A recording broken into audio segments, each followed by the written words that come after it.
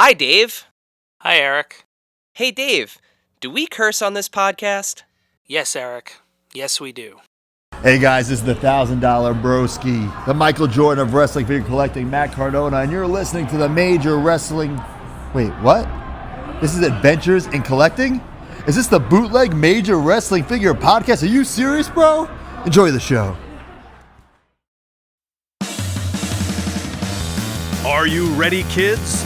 Get your parents' permission, check your mailbox, and grab your shopping cart.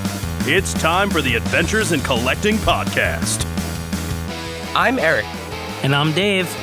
Welcome to Adventures in Collecting, where we talk toy news, culture, and hauls, Along with our journeys as collectors.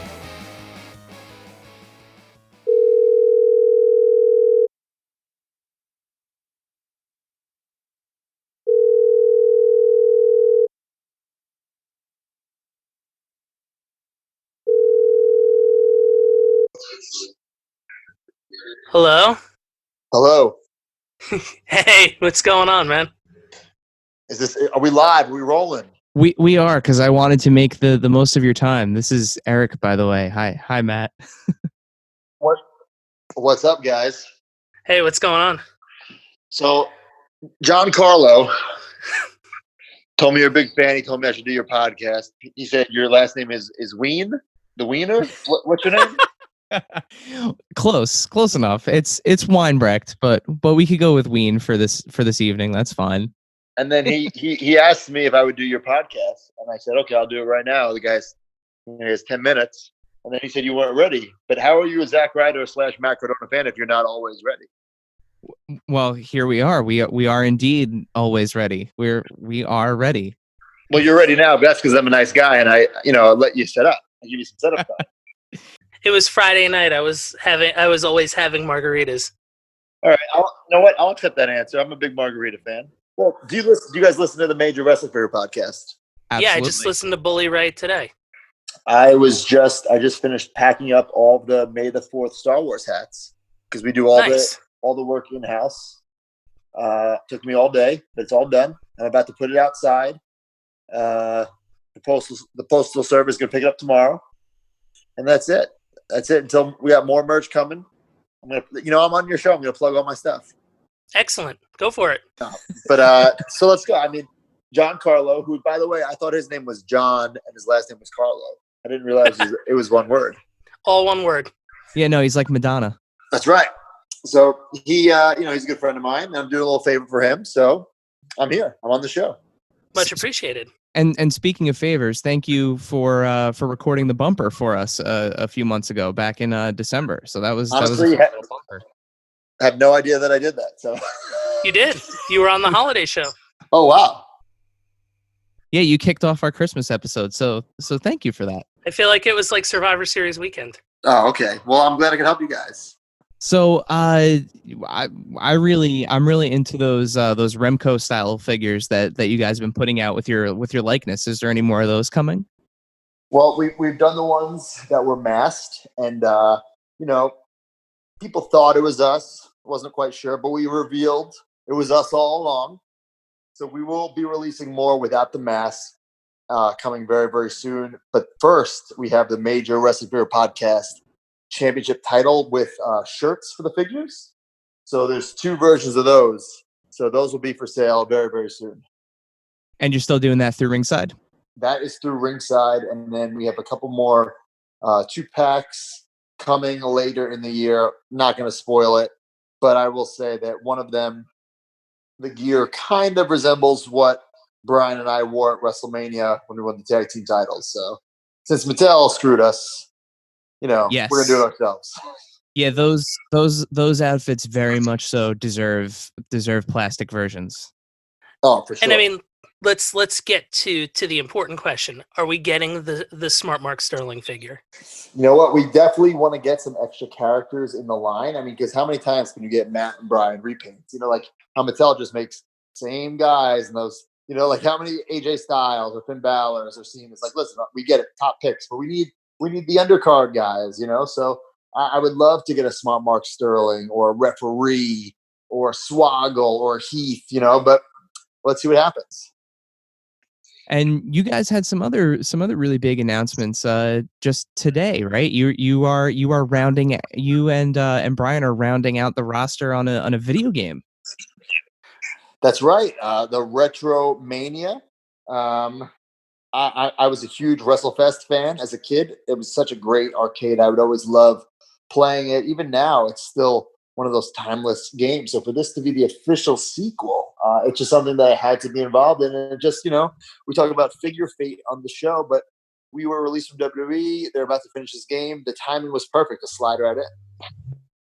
Yeah, and I love the style of the game too, and you guys are amongst some pretty awesome names within that roster. So I was very happy to see that today. That announcement. You'll finally get to see Matt Cardona really retire Tommy Dreamer. The moment we've all been waiting for. After everything about him talking about how much for the figures at Live 5. Yeah, I mean, listen, Tommy, I love Tommy, but he doesn't get it. It's a business. It's a toy business. It's an investment. So when I bought that Greg Valentine, I spent a lot of money, but I bought a lot of other things with it. I've sold those things, kept what I wanted, and made money. So it's a business. I love the sort of like toy / figure feuds that you have going with some of the other names that are out there, like Sid Vicious. I saw he was posting pictures of figures and calling you guys out. What is that? How is that? How do those things kind of develop between you and some of the other pro wrestlers? Well, I don't think he's trying to knock us. I think, I want to get Sid on the pod. I would love to interview Sid.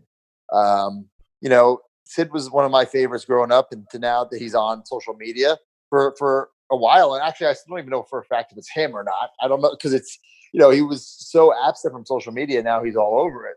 But that's the coolest thing about social media, right? Like, look, through a mutual friend, I'm on your podcast right now. I know you're a big fan. So now maybe I'll start listening to your podcast and I'll be a big fan of yours. You never know what could happen. That would be awesome. Crazier things have happened. So now, important question, because we know how you are with wrestling figures. We know how you are with Ghostbusters. We know how you are with Star Wars. What are some of the other lines that you look at that we don't know about that are kind of unheralded? Like, we know you're a big Funko Pop collector. What else is out there? I love NECA, what they're doing with the Ninja Turtles, and they do a lot of cool stuff. Like they did like Home Alone figures, so I have those, or I have like an Arnold Schwarzenegger collection, so I use a lot of the NECA figures. I think my Arnold Schwarzenegger collection is one that people don't quite know about, but I have like different Arnolds from different movies, and whether it be Last Action Hero or a Turbo Man. And it's cool that he's had so many action figures. I mean, because he is, if you think about it, Arnold Schwarzenegger, you close maybe not current day, but 80s, early 90s, he is a real life action figure. So it only makes sense for him to be in so many toy lines. So that's one that people maybe might not know about unless they had a full tour of the toy room. Well, maybe you'll be getting a new Arnold figure because they're adding him back as he's returning as Dutch in the new Predator game. So maybe they'll be making a new aged Dutch figure. I think they're making a Dutch pop vinyl too. Really? I would definitely get that. I do have the Predator and the Dutch, the NECA stuff. So I would love some more. I'll take it. You talked brief on the Major Wrestling Figure podcast about some of your Disney stuff. What sticks out the most for the Disney stuff that you have? Like collectibles wise? Collectibles, anything. So I do have a Disney collection in my toy room. Of course, you got to have the Toy Story toys. It would only make sense. A toy room, Toy Story figures. But then when I was a kid, I used to collect these. I guess they're ceramic figurines. They're not toys whatsoever. And I would get those at the parks, and then they would sell them at the Disney store. So I have those, and but they're not toys. They're like, I guess they're for adults. I mean, I don't know why a kid, had these on display in his room, but maybe that's what they're for. They're for display. And they stopped making those, but it's really like some late 80s, early 90s stuff. And, nostalgia's in, look at all the toy lines that are out now. Power Rangers, Star Wars, Turtles, Ghostbusters, all these stuff from our childhood are they're toys like 30 years later. It's crazy. Yeah, especially those Walmart exclusives, the real Ghostbusters. I mean, they're almost identical to the original releases. So what's old is new again. I have a bone to pick with Walmart about that. I pre-ordered those on Walmart, and now they're in the stores, and I don't even have mine yet. So Walmart, if you're listening, I'm pissed off. I hear you, man. I have those Plasma series pre-ordered too, and people are finding them at Target. That's another thing too, right? Same thing. I have those pre-ordered from Pulse, and they're at Target. What the F, right? Yeah, why bother with a Pulse subscription if I could be going out and getting them at Target? Right. The whole point of the Pulse is to get it early. Yeah, fans first. What? Yeah. Another big question, another big Parks question. I'm coming at you with Galaxy's Edge stuff. Okay. As far as the lightsaber goes, because I saw the video, I stayed away from before I went because I wanted to stay spoiler free. Yeah. What lightsaber did you wind up making? I made it's a purple one, so I don't know exactly what version it's called. There's like 4 different types you can choose from. Yeah, I did a purple one as well with the Rancor tooth on the hilt. Ooh, the Rancor tooth. Oof. I got those Rancor teeth, little like shot glass things from the cantina. Those are awesome. Man, you guys are just rubbing the salt in the wound here for me. All my trip just got COVID canceled. I had the cruise and the Disney World trip all bundled into one, and now I am delayed. So that was supposed to be my first jaunt into Galaxy's Edge. So. You're gonna love it. If you're a Star Wars fan, even if you're not, it's just so cool. And could there have been other things added to make it a little better? Okay, maybe. But for what it is, it's pretty damn cool. I mean, the Rise of the Resistance ride is the best attraction, in my opinion, that Disney or any other theme park has made ever. Agreed. And I loaded up on Porg merch too. Oh, you're a big Porg mark, huh? Yeah. Dave is the Porg mark, Matt. Like the Porg mark. So how do you feel that the Porg has been like kicked in the nuts by the child? You know what? If anything is going to, that the child is the best. Like, you're having a bad day, you can just take a look at the child with the cup, and you're in good shape. All right, so you're cool. Oh yeah. Right. So we can have that on record, Dave. You are okay with the usurping of the Porg status by the child? If anything can steal Porg's thunder, it's the child. Damn. All right. I didn't think it was possible. So Matt, would you say just by far the Greg Valentine Rhythm and Blues is the craziest thing you have in your collection, or is there anything kind of that's come near it that we haven't seen? I'm one of those collectors who shares. I listen. I respect people's privacies, and there's a lot of collectors out there who keep things behind the scenes. I like to share, and I'm not doing it to rub it in or to show off. I like to spread the knowledge, because a lot of things I've posted are things that people have never seen before. So I want people to see these things. I don't. I'm not saying look what I have and look what you don't have. That's not what I'm trying to do. I'm trying to say, like, hey guys, this thing was going to come out, and look, it never did, and here it is, and here are the pictures of it. Here's the video of it. So that's kind of what we're doing here, is like, just making people aware of things.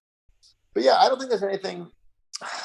I think you've seen it all, unless I don't know if I've ever shown my Hasbro unreleased Hall of Fame heads of Macho Man and Undertaker. I think I have.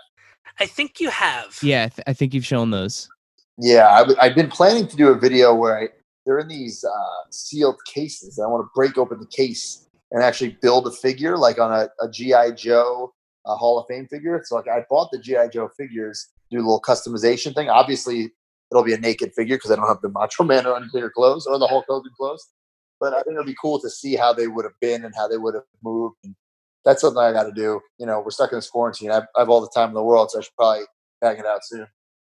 So, something else that is kind of relevant for the time here. It was just your birthday, so happy belated birthday. Yes, happy birthday. Thank you very much. We saw the awesome cake that you got, but did you get any new figs? Did you get anything to open? No, Chelsea knows that she can't get me any figs for my birthday because, like, I get what I want. Like, did figures come in the mail and it just happened to be my birthday? Yeah, but I don't really care. This figure's coming every day, so every day is my birthday. So speaking of things coming in the mail, are there any white whales? Anything you're hunting? I know you've been posting a lot of pictures of looking for those ECW entrance rings and some of those jack sets. But is there any big white whales you're trying to hook right now? I think we're at the point now where the things that I'm getting are things that I don't really want or need, but I'm kind of convincing myself to get because like it's an addiction, right? Like once you have every Hasbro, then you're like, oh, let me try to find some pre-production stuff. But yeah, I mean, if let's say for instance, if there was like an orange card diesel prototype out there, of course I'd want that. I try to get that. I do know that somebody has a unreleased Just Toys Bendham Dink. It was supposed to come with a ring. He has the ring and the dink. And the Toy Fair one you showed the picture of?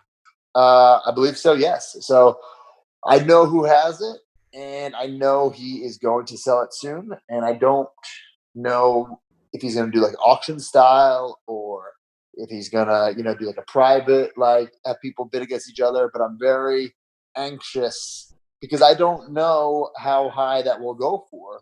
For instance, like the USA Lex Luger that I lost a year or so ago on eBay, it went for like $8,000, and I thought it would go for like 3 or 4. So sometimes you don't know the market for things, especially something that's never been sold before. So it's hard to say. Yeah. Well, I mean, that's a great point. Along with the stuff that Jeremy Padower has been showing off, those Ultimate Warrior figures. Especially that, what was it, 1 of 3? The 1 of 3, yeah. I mean, wild shit. I didn't know that figure existed until he posted that picture. Yeah, I mean, that one has been blowing my mind, but also he's like giving away rare stuff too. Yeah. So yeah, that New York Toy Fair, the other Warrior, I think it's like 1 of 100. Was it 1,000? Yeah. So now I'm missing both those Warrior Americas. I need to employ one with a get. Dude, I was at live too. I thought you were gonna pull the trigger right there. Oh no! Hey, spoiler alert! That was a little part of the act. Okay. You think some guy who he just had the Warrior with him? Of course, no. It was a plan. It was to lead to the Chelsea scene where she gave me the old low blow. Oh, of course. I still thought you were gonna make it happen though. Oh well, I mean, maybe one day. He wants a lot of money for it, so you never know. You've talked about many times of just having everything and then just kind of selling it off. Like for a while, I was out of the mix. The retros were actually what brought me back in, and then it turned into getting your figure and Brian's your elites to bring to Live 2 to get signed, and then the ball just kept rolling for me from there. After you had sold everything initially, what brought you back? Well, I didn't sell everything. I just sold bits and pieces. So, like, for instance, I think it was once Jax lost the license in whatever year that was. What was that, 2009-ish? No, probably earlier than that, right? Do you remember? Do you recall? It was 20 years, right? So it was 2008, 2009. Yeah. Yeah, 2008, 2009. My math is awful at 11 o'clock at night. Yeah, so once that happened, I sold all the Jacks, all the classic superstars. I sold everything except for my LJNs, my Bone Crunchers, and my Hasbros. And then little by little, I started getting more things like, now you ask like what got me back into it. So I remember it was on the WWE Network at the time. It was the Monday Night Wars show they were doing. And that got me like itchy to get my Toy Biz figures back. And then once I get the Toy Biz figures back, I really should get the ECW figures back. And then a couple of years ago, I was listening to Tony Schiavone's "What Happened When" podcast. I was like, oh, that era, that mid '90s. Oh, let me get those the San Francisco toy makers back. And then it just kind of spawned from there. And then eventually, the Michael Jordan of Wrestling for collecting. I don't have every figure, but I need to have pretty much every line, something to represent each line, if that makes sense. Totally. Yeah, I am not a completionist, but I do I collect like the Marvel Legends, specifically the MCU figures, and the Star Wars 3 3/4 figures, and I don't try to get like every single version of Spider-Man or every single version of Han Solo or Luke. I just kind of try to get like each look represented. So if they keep producing a figure over and over again, whether he's got 5 points of articulation or 20, it doesn't make a difference to me. But if I have, Luke in his Dagobah outfit, I got it. We're good. Right. So I feel you on that. Yeah. So I mean, that's the best part about collecting. It's like you can get as in depth or as casual as you want. No one has a gun to your head and says you need to buy all these. Like there are some people saying that we make too much major pod merch. Well, you don't have to buy it all. You know what I'm saying? Which, by the way, you do not make too much merch. I'm not going to name names, but there are places out there that make too much merch. Right. You guys, like, at least like the stuff that you're putting out, it may be more frequent than other people, but it's interesting. Like you guys always have nice little twists, whether it's like a color combination or a throwback to something. It's always interesting. So you say that now, but we got the Summer of Stomp 2 coming up. We got a lot of merch dropping. Besides the t-shirts, like, Pro Wrestling Tees is so great. And it's a print to order business. So like we can put all these shirts up there, but we don't have the stock in these, it could be the worst shirt in the world and literally one person can buy it. And if one person buys it, it's a success. You know what I'm saying? But like, we know we're having, Summer of Stomp. Like the people love the TTD Wrestling prints. We're going to do a run of prints, limited edition Stomp in Paradise hats. We're working on a Stang foam bat. A lot of obscure things, plus the figures that we've discussed. I think there's another pop socket coming out. So we try to make things, for everybody and not just wrestling figures. Obviously, like we would love to be, banging out these wrestling figures, but it takes a long time, costs a lot of money. So to make, a pop socket for $15, maybe someone can get that, but then, they can't get the $100 Stomp in Paradise figures is too expensive for them. And that's fine. So that's why we try to make stuff for everybody's budget. Yeah. Well, speaking of Stang, now that the Sting figure is canceled, there's a void that needs to be filled there. So nothing's happening. Maybe we need a Stang figure in his absence. I would love a Stang figure. I just think that might be tiptoeing the line a little too much. Here's my show question for you. Especially a lot of this stuff is Heath related, but when you kind of are naturally, all of that stuff is organic. That's kind of caught on. But when you and Brian catch lightning in a bottle with something, whether it's like with Who's Lucy or with Stang, is it something where it's like, yeah, I could see this going, or is it always just kind of catch you by surprise? Well, like you said, it's like something that you can't create things like the Stomp. We didn't sit down one day and say, like, let's start the Stomp in Paradise thing. It was just, we were telling the story of the Stomp figures. Then Brian said he would play like Thunder in Paradise or Stomp in Paradise. And I'm like, well, wouldn't it be cool if we did some like fake TV intro, and then that turned into merch, and then that spawned into it's our second Summer of Stomp. So just things kind of just escalate and snowball. And like you said, like when we first started the show, I remember someone came to us and they wanted to make us like a jingle, like an opening jingle. And I said, like, hey, I appreciate it, but listen, we don't have like an identity right now. We don't have any like catchphrases. We don't have any like inside jokes. And oh my God, now look. the whole live five is basically an inside joke and a catchphrase, So things just kind of, they just happen. When it comes, it comes. There's another one. There's another saying right there. But when it comes, it comes. And we're both very creative guys, especially with Mark helping us out, and with the major marks. Even some of the major marks give us ideas for things. Like even the Sunil 187, this heel character we built off this guy Sunil, who was crying his eyes out on the Hulk Still Rules DVD. We found him again. We put him in the group. He's a heel in the Facebook group. We had him at the toy drive, and he wrestled. It's like, what is going on here?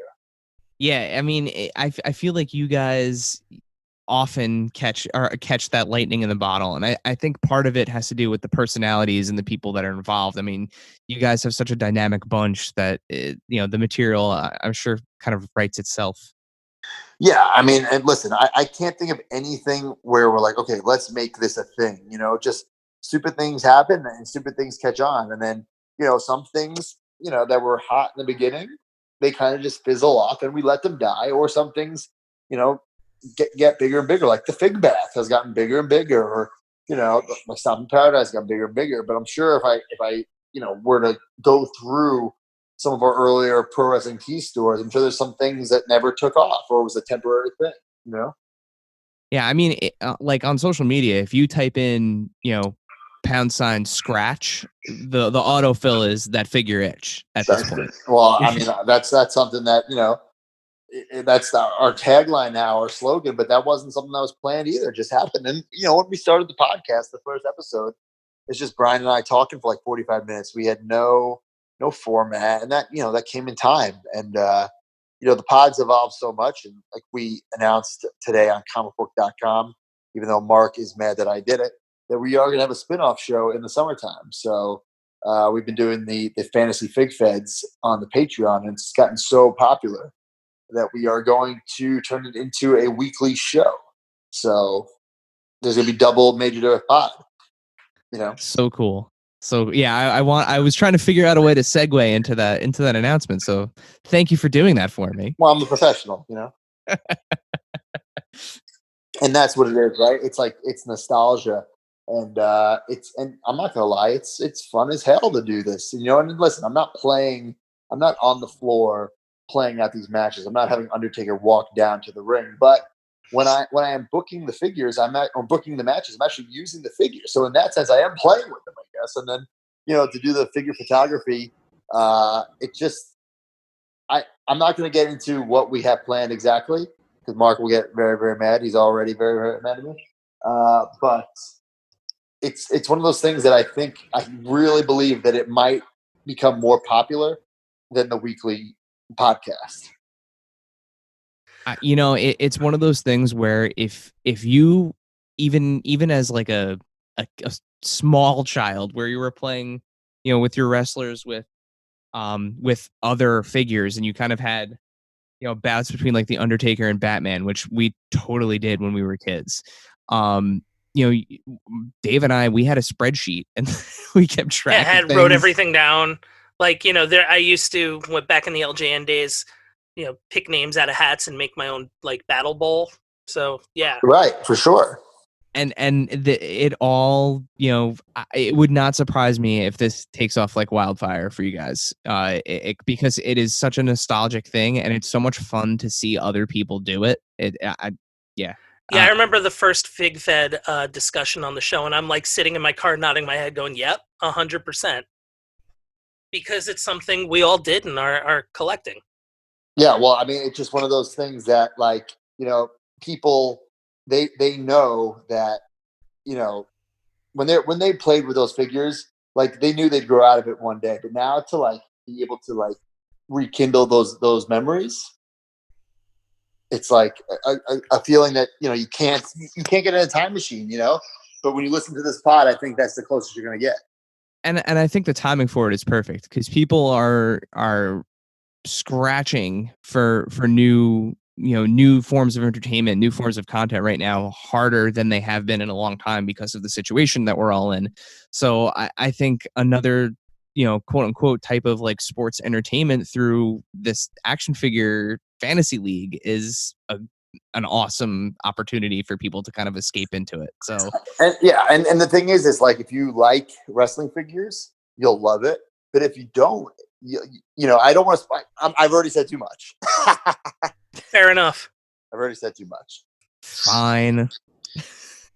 So now going back into like, even like the flea market days, or going to like, so many different stores, what has changed for you as far as how you find stuff? Because now I will use the internet and use these Facebook groups. So like a Facebook group is where you'll find the rare stuff for me. Like eBay I haven't find any like prototype except for the Doink the Clown orange card on eBay. They were all found through private sellers on Facebook groups.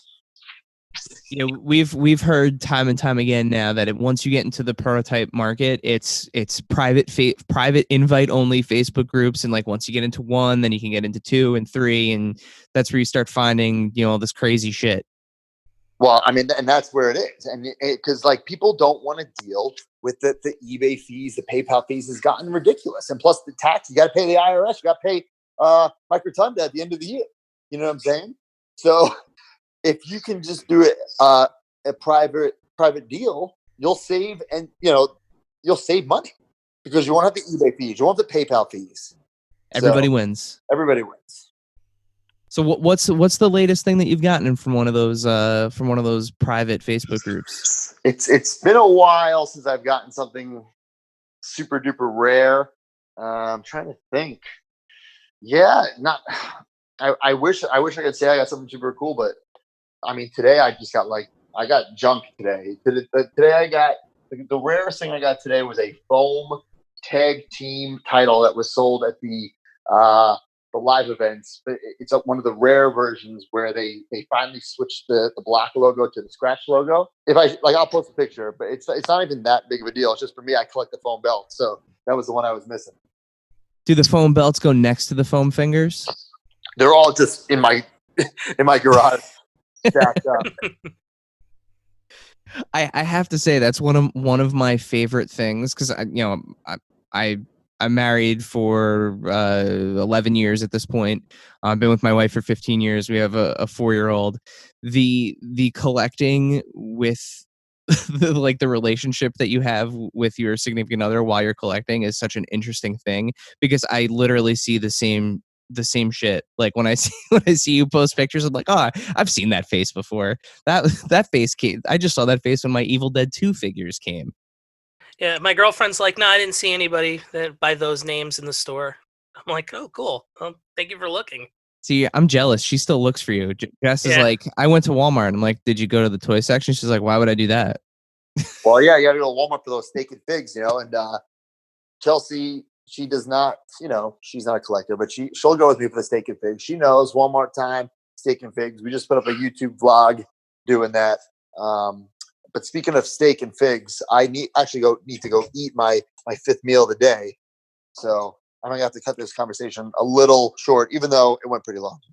Yeah, no worries. Thank you so much for taking the time to be on our tiny little show, and thank you for being an inspiration both to Dave and I. We love the podcast. We love what you do. You're such a huge part of the toy community. And, we have a lot of respect and it's an honor to have you on the show. We are here doing this because of you and Brian. Oh my God, my butt is so wet from you guys kissing it so hard. Yeah. But thank you so much. Thanks for listening. Thanks for supporting us, because without guys like you, we couldn't be doing the show. So thank you very much, and good luck with this show, and best wishes, baby. All right. Thank you, Matt. Thank you, Matt. See you guys. Thank you, dear listener, for hanging out with us today. Subscribe, rate, and review us wherever you listen, and then tell your friends to do it. Thanks also to Joe Azari, the golden voice behind our intro. Our music is Game Boy Horror by the Zombie Dandies. Find more about them both in our show notes. Follow us on social media at AIC_podcast on Instagram and Twitter. Stop by and say hi, show us your toy hauls, and share your toy stories. Maybe we'll talk about it in a future episode. Don't try this at home. Void where prohibited and some assembly required. Each sold separately, not a flying toy. Consult a physician if your toy run exceeds more than 4 hours. This has been a non-productive media presentation. Executive producer Frank Hablawi. This program and many others like it on the Non-Productive Network is distributed under a Creative Commons Attribution Non-Commercial No Derivatives license. Please share it, but ask before trying to change it or sell it. For more information, visit non-productive.com.